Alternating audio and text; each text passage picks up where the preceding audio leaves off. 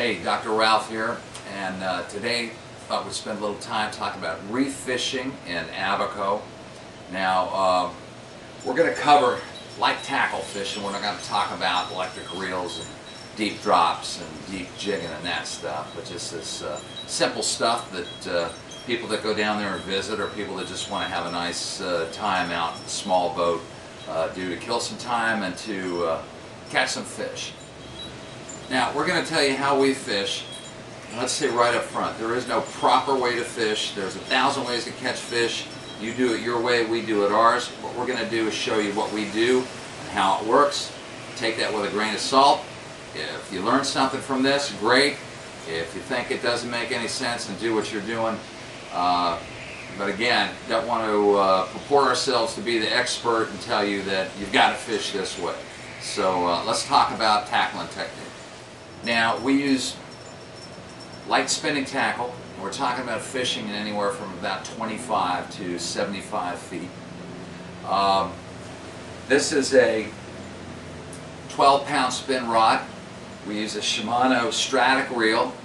I'm old school. I like Andy Green Tournament Mono, and I like a rod. This is a star rod. It's matched to 12 pounds, so we know we've got a good rig.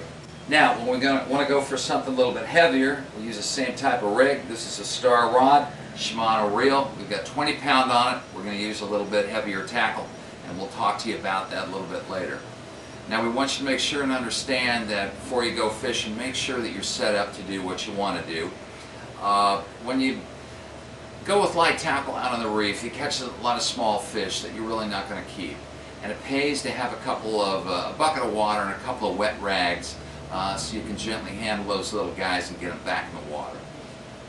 Other things that you need, you want to have a net, you want to have a gaff, you want gloves, you want a knife, you want water and beer, and I urge you to consume them in about a 1-to-1 ratio so you don't get trashed and dehydrated. You know what you're doing. Wear the right hat and the right sunglasses. Now, my wife Bunny likes to fish with cut bait, and when we're down in Abaco, that either means scrounging up some conch or taking a little fish that we catch, filleting them, cutting them, that meat into strips, leaving the skin on. Both of those are durable baits. If you don't use a durable bait, the little bait stealers and snatchers down there will keep robbing you, and that's a problem. Now, when we rig her up, we use what's called a knocker rig. We tie the hook directly to the line, and that's behind a little egg sinker. Now, the nice thing about this, you don't have a leader, it doesn't spook the fish. The problem is that it frays, so you got to be mindful of watching for frays on your line, and you have to re-tie frequently. You'll go through some line, you get busy, you forget to do it, and then you lose a nice fish. That's a problem, but if you're going to fish without leaders, you have to do that. Now, I'm a little bit different. I like to use a small jig, about a 3/8 or half-inch bucktail. I like to put a little plastic wiggly worm on it. And the two ways of fishing are quite different. If you're going to use cut bait, you drop your rig, and you don't put much movement to it. You want to feel that little tap, tap, tap. You want to give the fish a little bit of line, and you want to set it. When you're fishing with jigs, it's exactly the opposite. Once it gets down there, you have to keep it moving. Reel it up, drop it back, go pop, pop, pop, because groupers love the action on that jig. So, two different ways of fishing. A lot of times we'll have like a little contest. We'll make a bet who's going to catch the best fish. And it turns out that on cut bait, she does much better with yellowtail. I do better with grouper. We do about the same with triggerfish. And those are the three fish that you catch most of when you're down on the reef. Alright, once you bring in a few small fish, and after you've cut one up for bait, take a fish head. Take your big meat rig here. We've got a 4-0 hook on it. You want to put that right up into your fish's jaw, and then drop that overboard. Let it hit the bottom. Park this in a rod holder, and don't forget about it, because your best group or your best fish generally come off of this. Now, I like using a Shimano bait runner spinning rod. And the neat thing about this is that this rod, or this reel, has a two-stage drag. You can actually have two different settings. When you move the lever like this, what happens is that you have a very light drag that's controlled by this little knob right here. And you can see that it doesn't take much to pull that line out, make that clicker go. A lot of times that'll be your first clue that there's a nice fish down there that's mouthing. Now the way you engage the other drag is one of two ways. You can either pull back on this, and now you're into your heavier drag, or you can actually take a crank or two and you're in business. Now you've got a little bit stiffer drag. We don't set our drags real heavy.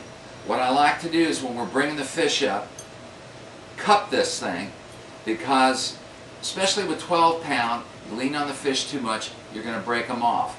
You can get to the point where you can learn by watching your rod tip and by also how much pressure is coming off of this, how much to cup the reel. So pull out some line when you're getting ready to go. Make sure you've got enough that you're not going to break your line. And then when you need to lean on the fish, grab it like this. We've fished all the way from Walker's Key all the way around the corner down toward Pete's Pub and Little Harbor. And the techniques we're describing to you we'll use very well. One of our favorite places to fish is in the Reef off of the south end of Linyard Key. Take a look at the little map here. You'll see the red circle. And notice that brown area on the south end of Linyard. That's where the Reef is. What we like to do is, let's say we're staying in Hopetown. We'll run south across Toulouse Bank past the Pelican Keys, and there's a very nice pass between South Pelican and the north tip of Linyard that's called North Bar. It's nice and wide, it's deep, it's easy to get out of. Once you're out in the ocean, stay about a half-mile offshore and head south. Once you get down to the bottom third of Linyard Key, make sure that you can find that reef area. Now if you haven't done this before, what you may have to do, slow the boat down, turn and run directly towards shore. In other words, due west. Make sure you do this when you've got visibility. When you start to see heads, turn around and look which way the wind is coming.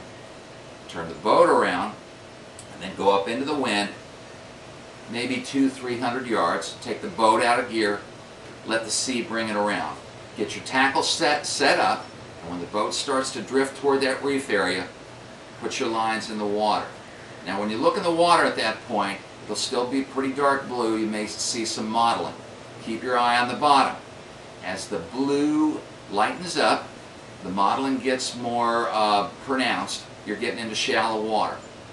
At some point, you're going to see heads, and they'll get scary shallow, maybe 10 feet. That's the time to stop fishing, turn around, and repeat your drift.